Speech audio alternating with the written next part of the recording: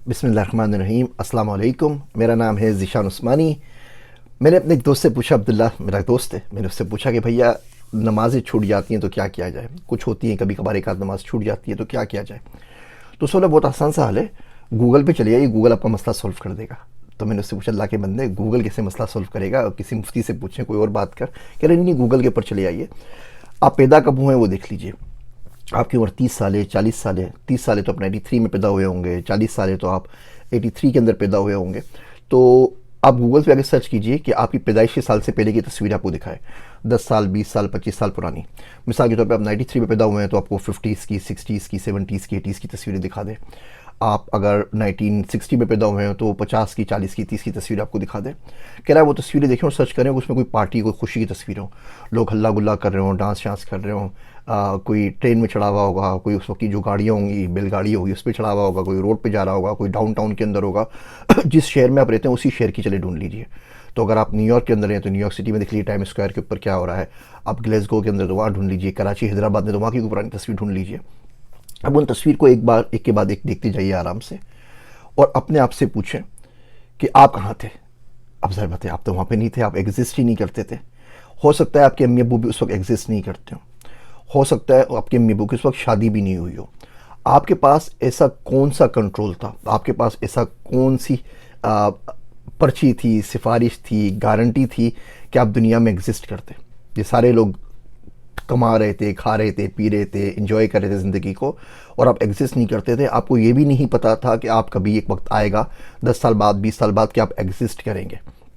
आप पैदा होते ही नहीं मर जाएंगे, या बचपन में नहीं मर जाएंगे, आप जवान होके भी आज इस काबिल होंगे कि गूगल के ऊपर सर्च कर रहे होंगे। तो आपका कोई कंट्रोल नहीं था इस बात के ऊपर कि आप सिरे से वजूद में आते ही नहीं। अच्छा, अब आप 100 साल बाद सोचिए, आज से 100 साल बाद आप कहाँ होंगे? कब्र के अंदर होंगे। वो तमाम लोग जिनको आप चाहते हैं वो कहाँ पर होंगे? वो भी कब्र में होंगे। माँ बाप कहाँ होंगे? वो भी कब्र के अंदर होंगे। वो तमाम एक्टर एक्ट्रेसेस जिनको आप फॉलो करते हैं, हॉलीवुड के, बॉलीवुड के, वो सारे कहाँ पर होंगे?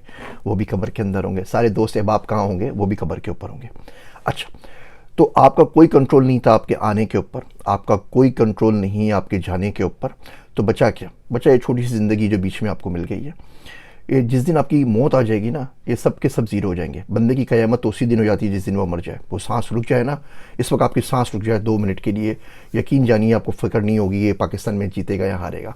आपको फ़िक्र नहीं होगी कि अगला इलेक्शन कौन जीतेगा और दुनिया में क्या हो रहा है। आप बोलेंगे बस यार यहाँ आ जाए या चली जाए, बीच में न हट के बहुत तकलीफ़ के अंदर हूँ। तो उस सूरत में कोई चीज़ मानी रखती, ये नमाज है जो कब्र में आपको काम आएगी। ये तमाम लोग जो आपके पैदाइश से पहले भी डांस कर रहे थे, एंजॉय कर रहे थे, या आपकी पैदाइश के बाद भी डांस और एंजॉय कर रहे होंगे। आप में से कितने लोग हैं जिन्होंने अपने मरहूम वालिदैन के लिए, दादा दादी के लिए दिन में 10 मिनट के लिए रोज़ दुआ मांगते हैं? आखिरी मरतबा आप अपने शुदारों की कब्र के ऊपर कब गए थे? साल में एक मरतबा, शब बरात पे गए होंगे, रमज़ान में गए होंगे। कितनी देर बैठ के आपने दुआ की थी? शायद ही आपको कोई बंदा मिले जो किसी अपने शुदार की कब्र पे जाता हो और 1 घंटा बैठ के दुआ करता हो। अमेरिका से जो पाकिस्तान जाते हैं उनके पास तो टाइम ही नहीं होता कब्रिस्तान जाने का, चले भी गए तो बैठता कौन है? नमाज में कितना याद करते हैं? आपकी औलाद भी आपको याद नहीं करेगी, वो भी आपका गम भुलाने के लिए ना नेटफ्लिक्स देखा करेगी। एक बच्चे से पूछा मैंने, उसके अब्बू का इंतकाल हो गया था, बेटा आपके अब्बू याद आते हैं आपको? कौन सी याद है उनकी? तो कह रहा हाँ, मेरे अब्बू को फ़लाँ गाना बड़ा पसंद था, फ़लाँ फ़िल्म बड़ी पसंद थी। वो आपको याद करने के लिए भी किसी गाने और फिल्म का सहारा लेंगे। तो भैया जब नमाज़ फ़र्ज़ होती है ना, उस वक्त कायनात में उससे ज़्यादा इंपॉर्टेंट चीज़ और कोई भी नहीं होती। वक्त पे नमाज़ पढ़ लिया करें। नहीं पढ़ सकते, कज़ा हो जाती है, फिर पढ़ ले, अल्लाह से मांगते रहे, मांगते रहे, मांगते रहे, मांगते रहे। 10 दफ़े तो दुनिया में किसी से मांगो तो वो दे देता है।